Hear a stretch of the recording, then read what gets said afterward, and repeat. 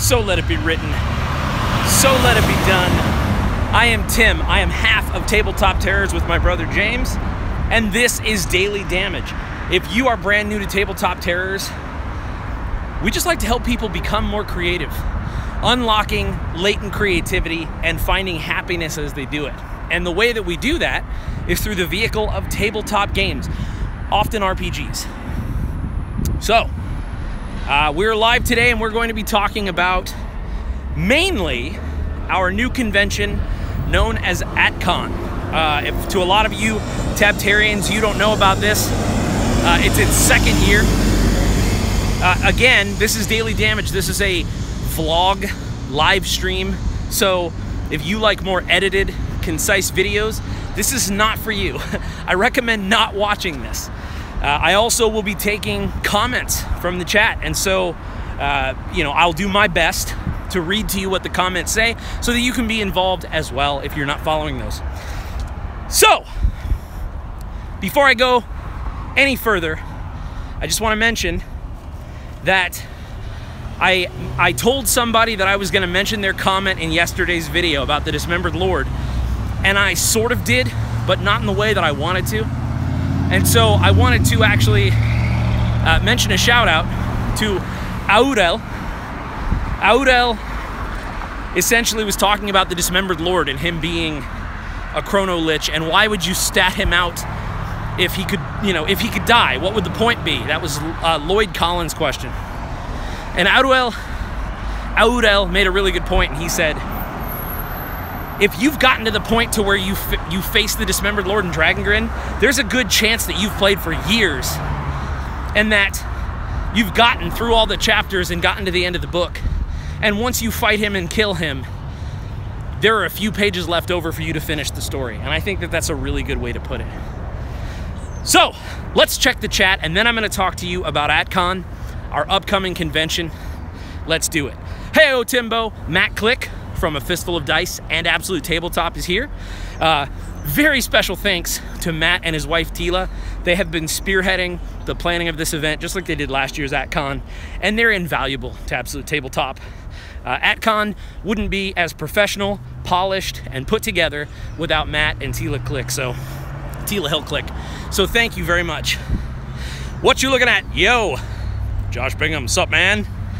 Josh Holes, happy lunchtime team and Tim. So there was a typo when I was typing in the name Daily Damage, and it said Daily Famage, and I was like, this is my Daily Fam, Daily Famage. So that is what I'm gonna call all of you now, is my Daily Famage. Fahad is here. Karen Davies, hey-o, what's going on? Fahad says, did you get my email? It's got presents. I have not gotten it yet. Josh Bingham says, this is a welcome addition to my day. It's been pretty subpar, so I'm happy to see this.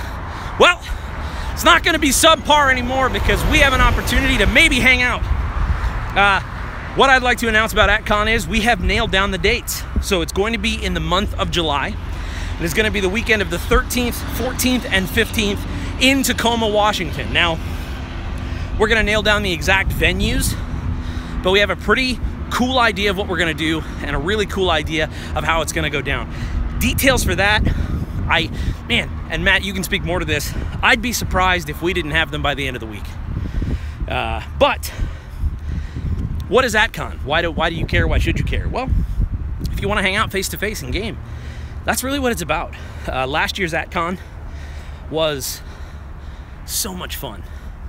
It was just an opportunity to sit down and actually hang out. When I'm playing in online games with people, there's usually a rigid schedule. You log in, you play the game, you might shoot the breeze for a little bit after, but it's not the same. But being able to just hang out at a table, watch somebody open a pack of Magic cards, just, hey man, you want a soda? Let me buy you a soda. It's just, there's this sense of camaraderie. And it was unlike anything I've ever seen before. So, for this year, it's obviously going to grow a little bit. Our community has grown a little bit, but I think that overall, our main goal going into ATCON 2018 was making sure that whatever venue, whatever days, whatever month it was, that there's still that sense of camaraderie and that sense of hanging out. And man, I gotta give it to Matt and Tila, because they're putting together something unlike I've ever seen before. Now, I know most cons say that, right? But again, we don't have anything formal to announce as far as the venues, but this isn't your dad's con. This is something totally different, totally new, but it's still going to create just a welcoming atmosphere where a bunch of us like-minded individuals get together, play role-playing games, board games, hang out. The jokes, D-O-T-Y, you ain't got no walla by Jeff Doty. The inside jokes that grow from this, just, it's awesome, it's amazing. So we want to invite all of you, if you have questions about how you can attend this convention, the best way to do this, go to the Absolute Tabletop Facebook group. And then you will be able to find the post within that group that allows you to like and submit that you're interested in going. And if Matt, if you're still around, maybe you could even share a link to the survey in the comments for anybody watching. But that is ATCON. I've been talking a lot. Let's go to the chat. All right. What you looking at says, "He who travels as he unravels." I'm falling apart. Heavenly Hit Point says, "Hey, what is ATCON?" Hopefully you saw after I answered that question. I hope you were around. Fahad says, "Is the best way to reach you tabletopterrors@gmail.com?" Yes, it is.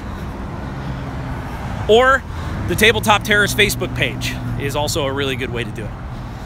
Josh Hull says, "The Click Clan is going strong. Thanks for spearheading it." Heavenly Hit Point says, "So ATCON is about tabletop games?" Yes, if you're just joining us, I'm talking about ATCON, which is the Absolute Tabletop Convention, which we abbreviate ATCON. And it is a 3-day, smallish gaming convention that we're hosting for the 2nd year in a row in Tacoma, Washington. The dates will be July 13th, 14th, and 15th, and we will be hosting it in Tacoma. You are welcome to be a part of that. We're gonna game face to face. We're gonna hang out. We're gonna have an awesome time. And Tacoma's a beautiful place. I had never been to Tacoma before then, and it was marvelous. It was a really good experience. Let's see here. Uh-oh, am I losing signal? I hope not. Baron Cantrell says, "Plenty of time to get some money stashed to be able to come see all these people. I talk to more than most people I know in real life." Exactly. You talk to us more, especially about gaming and those kinds of things, than most of the other people in your life. And I feel like I'm the same way. So, if you have any questions about ATCON, if you have any questions about attending, more information will be available later this week or early next at the latest, is what I'm assuming. But join the Absolute Tabletop Facebook group so that you can get updates, up-to-the-minute updates, and we'll get you tickets if you're interested in coming. Michael Maitland says, "Asked on Facebook page if we can suggest topics for discussion, roundtables, not just gaming, but also chats about gaming." Are you saying me? Like if you want to do me? Are you suggesting that on the Facebook page, I ask people for topics? Because I'd be happy to do that. Heavenly Hit Points. "Man, I was supposed to be in America then, but Dad canceled the trip. So sad, I'll miss it. Would have loved to be there." Oh, that's a bummer. So, there was also talk of maybe doing a satellite con, which people have done in the past, where at the same day, at the same time, like Locrius did ATCON Boston last year, which was amazing. So, we'll continue to talk about ATCON if you have any other questions, but we did have a sort of, like, I was unable to get to this question or this comment yesterday, and this is from Mason Zilla. Josh Bingham says, "Gotta hop out real quick. Thanks so much." This is from Mason Zilla, and he said, "Can you talk a little bit about death and resurrection and how that would work, and then specifically how it ties to Dragongrin?" This is different in every game, but I want to talk to you about something in Dragongrin known as the Wailing Grey. So, the Dismembered Lord, our big bad evil guy, who rules Dragongrin, our campaign realm, the whole thing is he sort of stopped the macro of time. So imagine that there's this sort of time bubble around Dragongrin, our whole realm, where things can happen.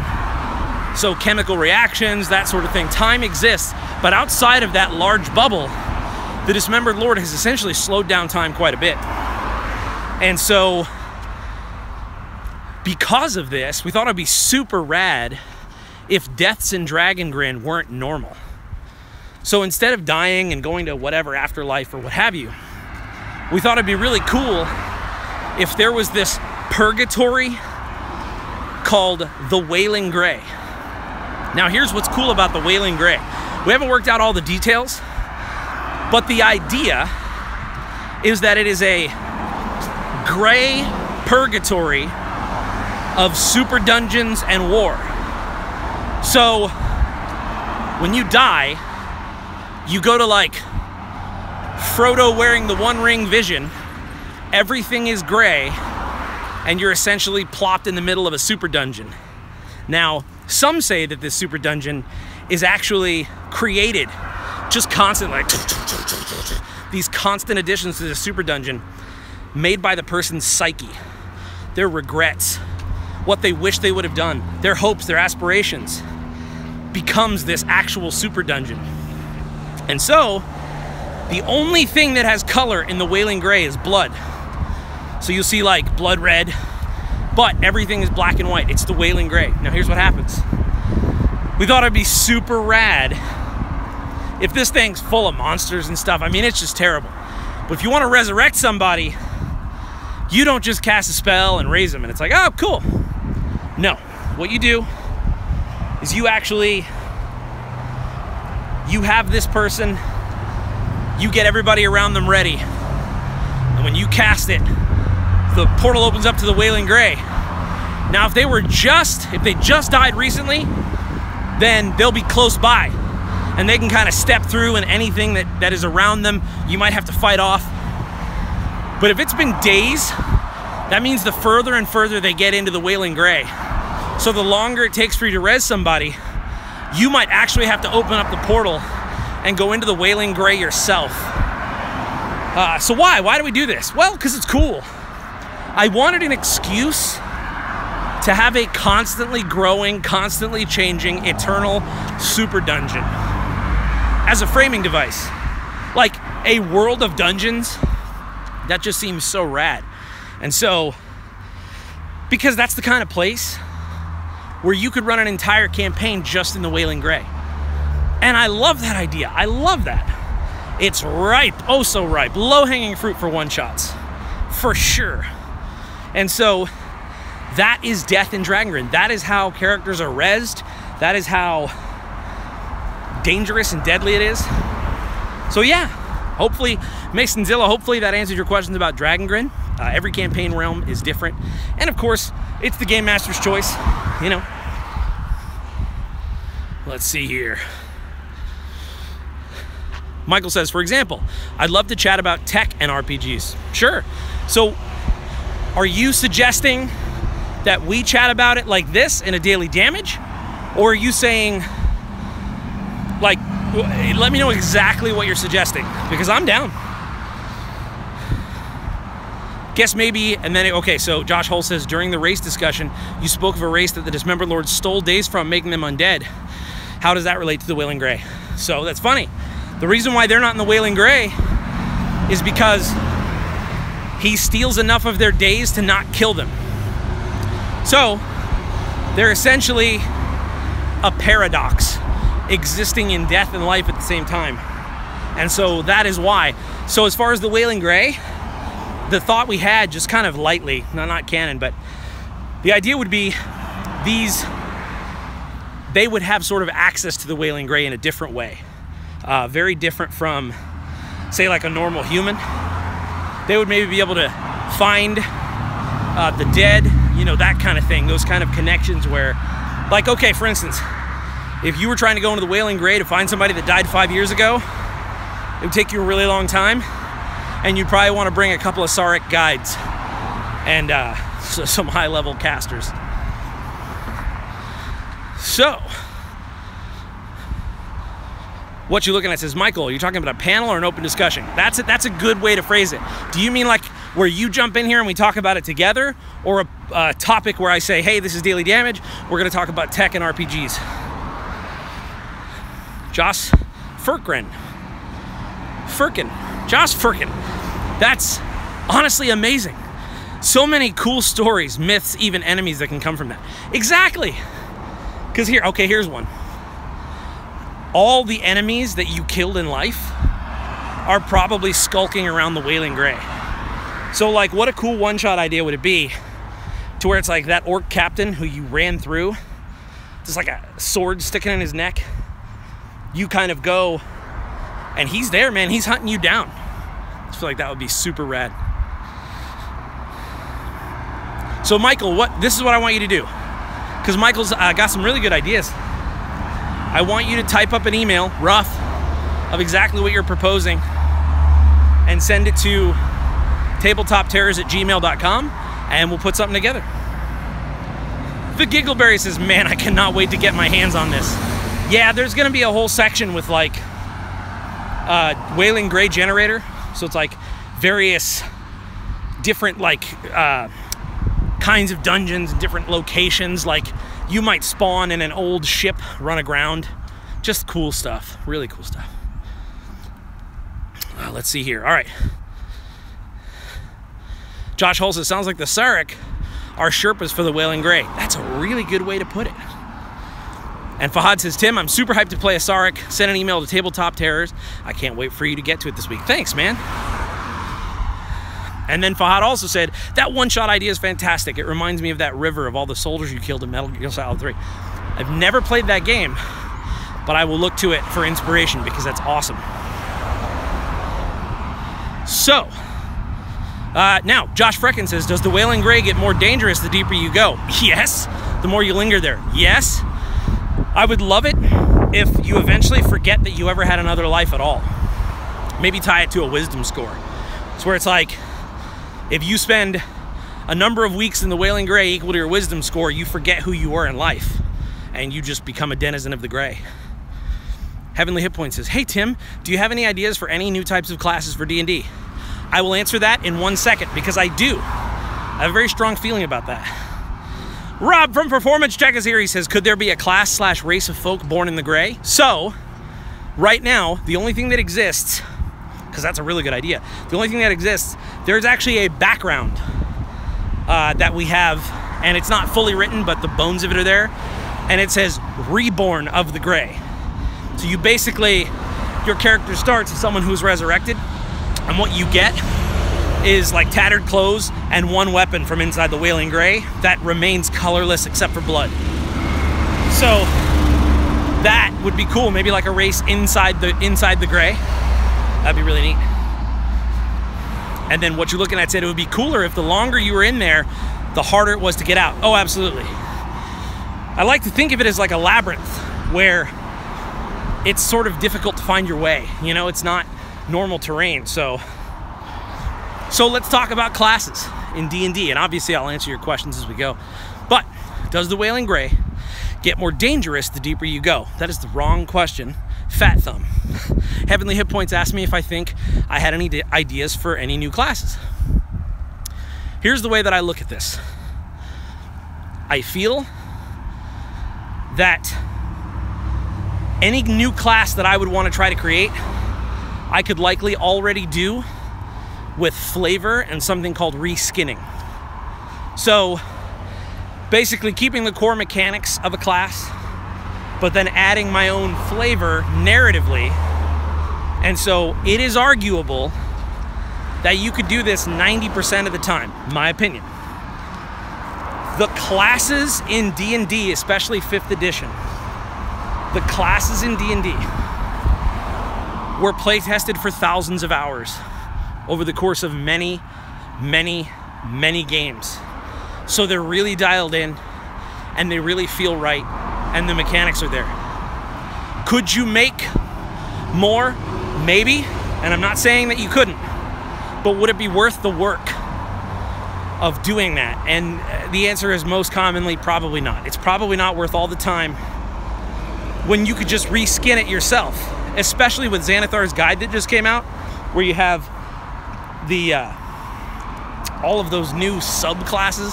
I would much more rather make a subclass for D&D than I would make a full-on class, if that makes any sense. What about a magic archer that has arrows with different spell effects? All right, you're talking about the arcane archer subclass. That is in the Xanathar's Guide to Everything. So, exactly, so that is a really good idea, and it is 100% something that they made as a subclass. So rather than making it its own class, they said, you know what, this would be a really good fighter, because fighters are already built to do really well with range stuff. So they gave the fighter a few different abilities, and there you have an arcane archer. So I'm not trying to step on your ideas or make you feel like I'm saying don't do it. It's very possible, and you could probably come up with some amazing stuff. But for the sake of ease, designing a subclass is way easier. In fact, there's a killer video that I think everyone should watch. It is Mike Merles, who is the lead designer of D&D. Well, one of the head designers. He did a video where for about an hour and change, he designs a warlock subclass devoted to the Aboleth. And he kind of goes through his lore. He talks about what his reasoning is behind this. But designing a subclass, so much easier. So yes, it can be done, but it's difficult to justify the time it would take for my point in what I'm designing. Michael says, on a different note, thankfully the SpaceX Falcon Heavy launch was pushed so I could catch your live stream, assuming you can't see the launch pad from where you're at. I don't think we can see the launch pad, but if it launches, we would very likely be able to see the actual SpaceX rocket, because we are able to see the shuttle when it takes off. That trail and everything, it's pretty rad. So, any other questions or thoughts about Death and Dragongrin, about ATCON, or about making classes? What you looking at? If any part of ATCON is to be streamed, it should be any panels, open discussions. Missed that from BrigadeCon and not really interested in its new iteration. So, here's the thing about streaming ATCON.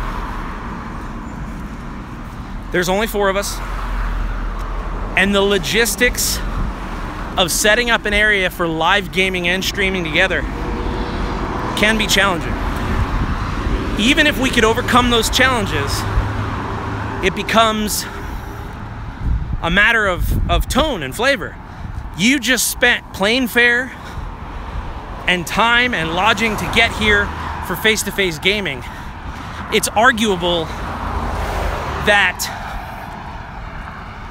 if we focus too much on streaming, it takes away from that experience. Not because of the concept, but because there's only 4 of us. So someone would have to be dedicated to setting up a stream, making a stream work, checking the internet, Wi-Fi and all that. It's like, we really thought about it.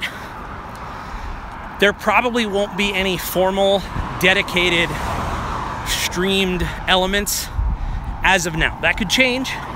And we did like Facebook Live stuff and that kind of thing, but we really didn't do any panels because we did one special sneak peek announcement. In fact, I'll tell you now, because everyone knows, last year at ATCON is when we revealed the Dismembered Lord and what he was, how he was a Chrono Lich and all that stuff. So everyone there got a really cool sneak peek. So we'll probably do some sneak peeks, but it's just so tough to set up streaming when our focus is gaming live, if that makes sense. I know it's a bummer. Fahad says, is there any hypothetical total party kill in your game? Would you start a new campaign or continue with the Wailing Grey? That is a really good question, and that's exactly what it's for.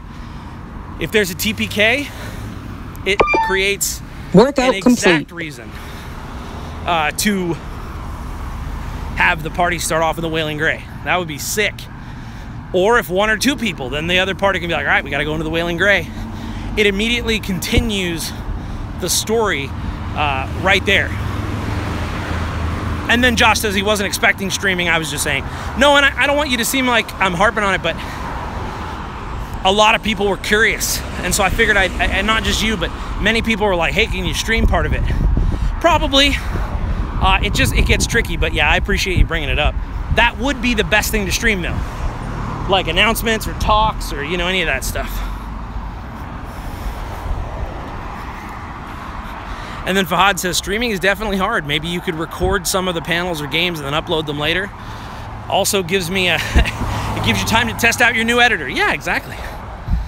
John says, are there any ways to get out of the Wailing Gray without outside help? I would say probably. It would be really tough, but that would be really cool if a player could play like a mini campaign.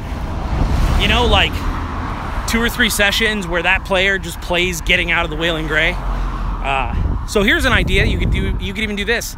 If one player dies and the others don't really want to jump in and go to the Wailing Gray, you could play your player and then see if the rest of the group would be down to have like 3 or 4, and they would play as people who had been in the Wailing Gray for some time. It would be a really cool idea for the rest of the party to try out different characters. So they could be like, oh, I'm a dwarf, you know, and I've been in the Wailing Gray for 10 years.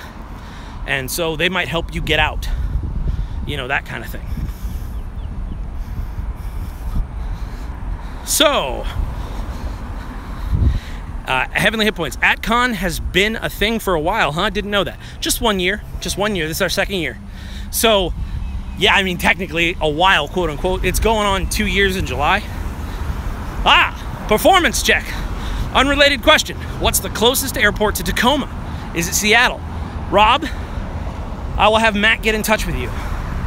We're going to be putting together a Geek's Guide to Tacoma, and that's actually a really good thing to start posting and getting feelers about. So I will actually talk to him about getting some airports listed. And then Thrain says SeaTac, I think, and I think he's right. Seattle, I believe. And then Michael says, yep, it's SeaTac. About 30 to 45 minute drive depending on traffic. The Giggleberry says, too much time spent in the Wailing Gray and it begins to make you sick, like eroding your alignment towards chaotic evil. Oh, that's good.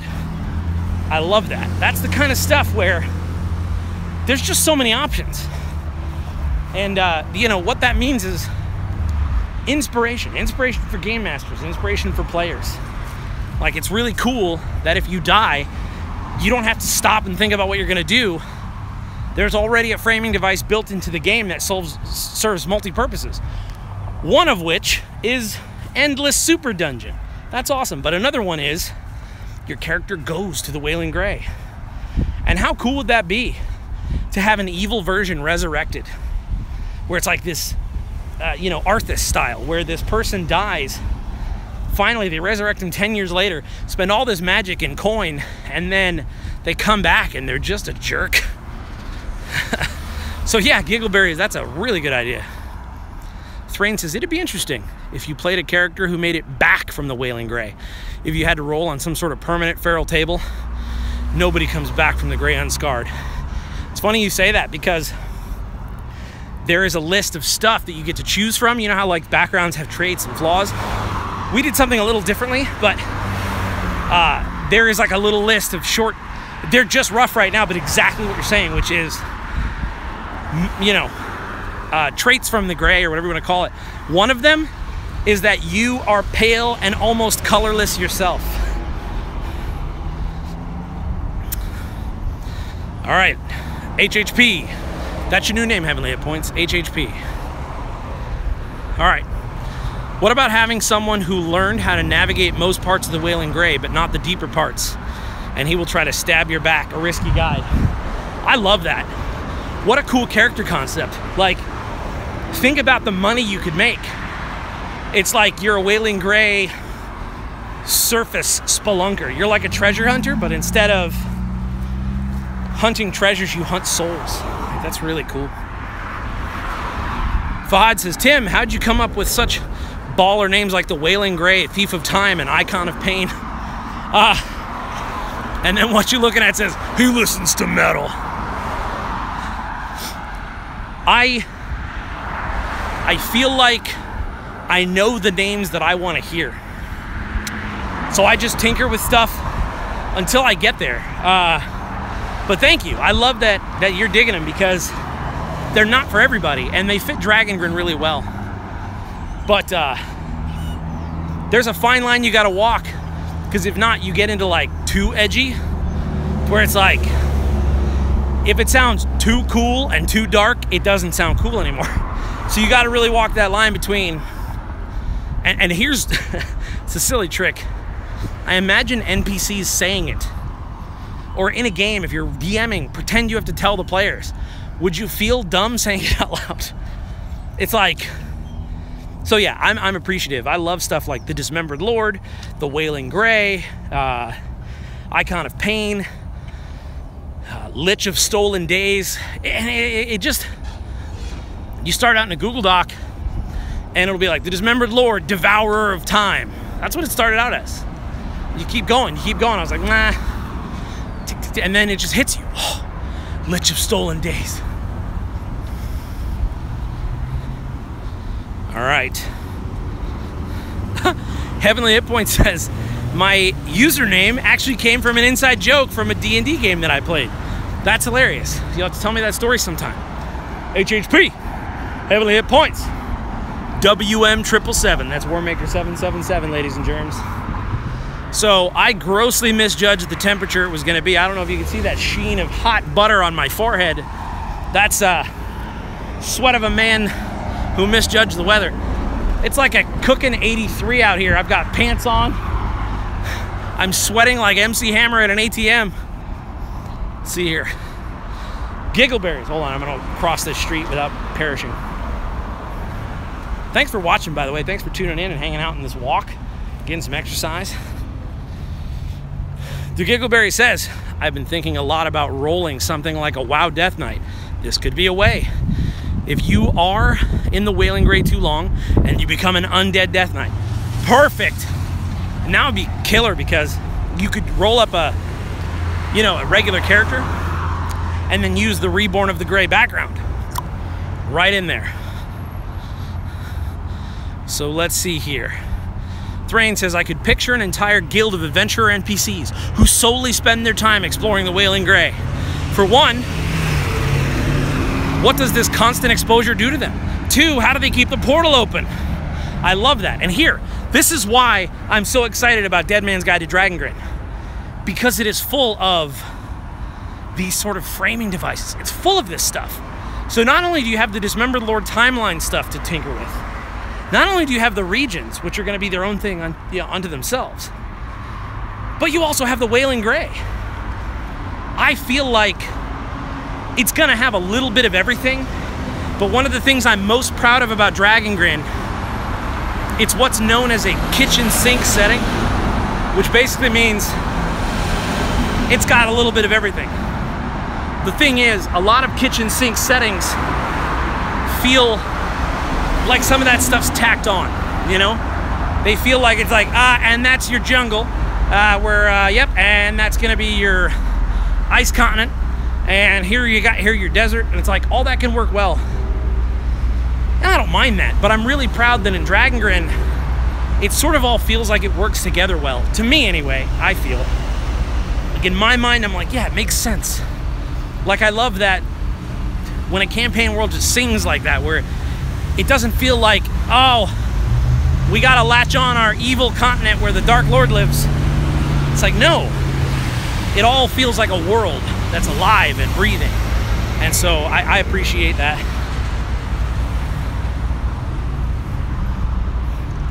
Rob said, MC Hammer at an ATM. You got me, Tim. That's my goal in life. Rob, you got me yesterday. When that guy was yelling at me, asking me where the health department was, he said, I've been laughing about this. I've been laughing about this for a long time. Here's what I'm laughing about.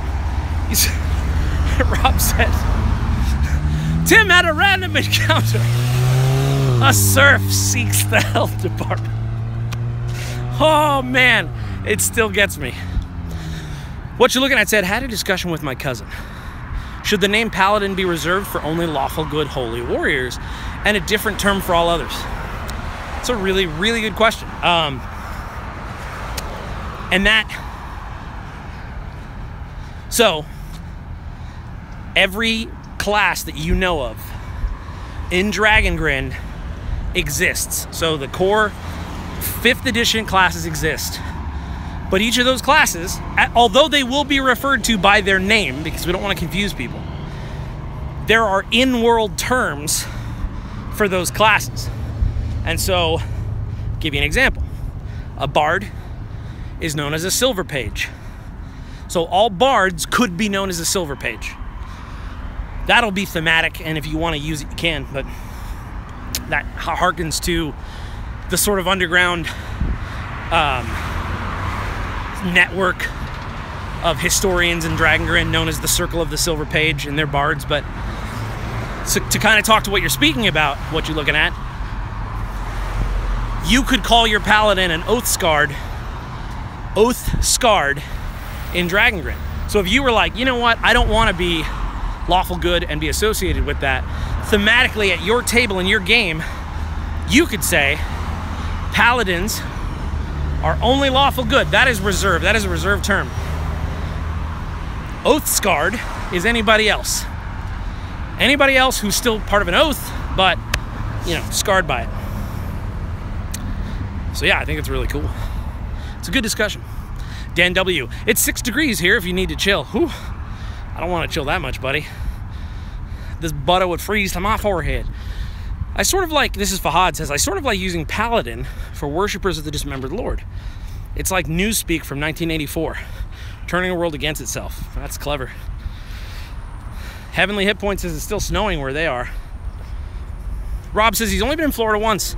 I remember it as a haze of heat and gators. Yeah, it's very, very legit. Like, I'll give you an example.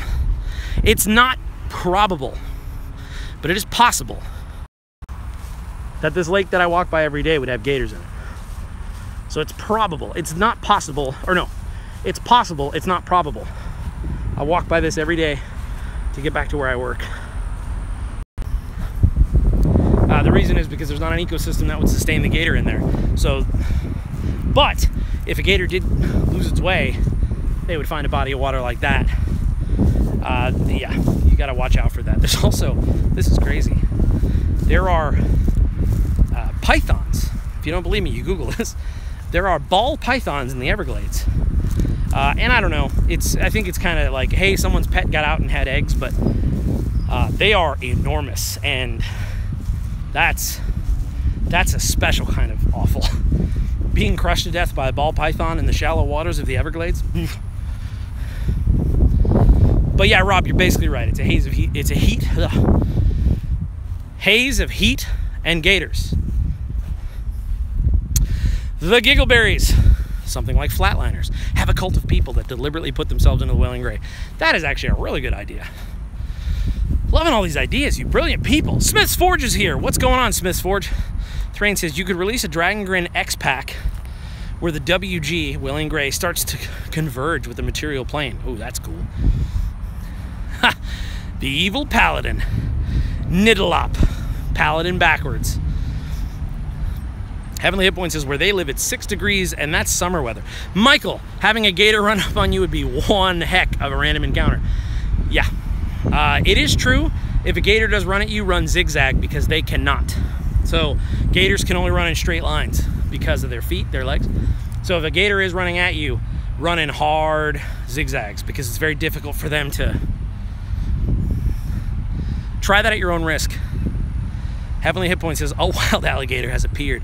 What you're looking at says, man, when I first got stationed in Louisiana and saw the warning on the base of alligators on a back of ponds, no thanks. Yeah, man, it's for real. Like, if you ever see a ripple, and they look like logs, if you ever get a chance to see some gators or even crocodiles at the zoo, they're excellent at sitting still for hours. And so their noses just poke up out of the water and they are just still. So they're hard to spot. Pythons, gators, worst we ever get here is an angry dog or an annoyed cow. That's what Rob says. Well, guys, I think it's gonna be it. Thanks for hanging out. Thanks for walking. We'll do it again tomorrow.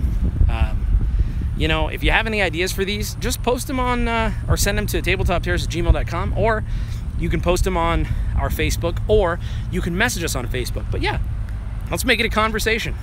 It's always fun to talk about Dragongrin for me, but I'm also down to talk about whatever you want. So anyway, may you mend the first break. May you kill the first snake. And may you conquer everything you undertake. Until next time, may your dice roll high. Sláinte.